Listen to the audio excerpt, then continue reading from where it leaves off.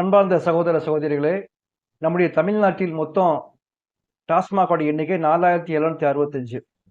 சமீபத்தில் பதவியேற்ற முதல்வர் விஜய் அவர்கள் 717 டாஸ்மாக க்ளோஸ் பண்ணதா சொன்னாங்க. உத்தரவு தான் போட்டிருக்காங்க.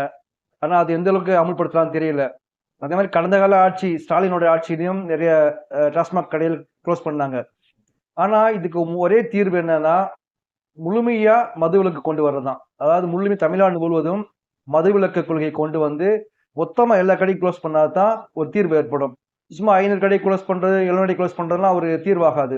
இன்னொரு விஷயம் பாத்தீங்கன்னா, இஸ்லாம் மதுவை பற்றி என்ன சொல்லுதுன்னா, அல்லாஹ் தன் திருமறையிலே கூறுகின்றான், 2வது அத்தியாயம் 219 வசனம். நபியை பார்த்து கூறிய நபியே, மதுபானத்தையும் சூதாட்டத்தையும் பற்றி அவர்கள் உங்களிடம் கேட்கின்றார்கள்.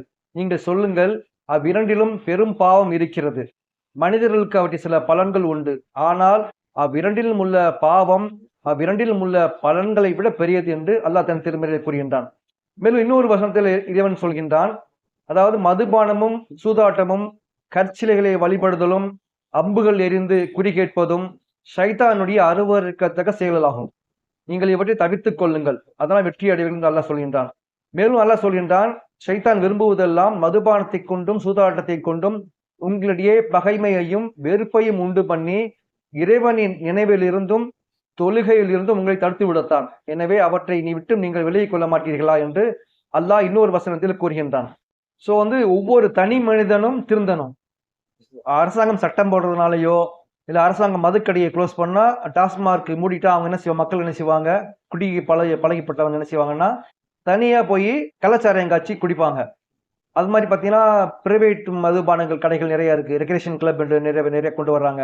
இது எல்லாமே ஒழிக்கப்படணும், பூரண மதுவிலக்கு கொண்டு வரணும். ஒவ்வொரு தனி மனிதனும் தான் மது அருந்த மாட்டேன் என்று உறுதிமொழி எடுக்கணும், இறைவனுக்கு அஞ்சணும். என்ன சொல்லப்போனா இறைவனுடைய அச்சம் தான் ஒரு மனிதனை நேர்வழிப்படுத்தும்.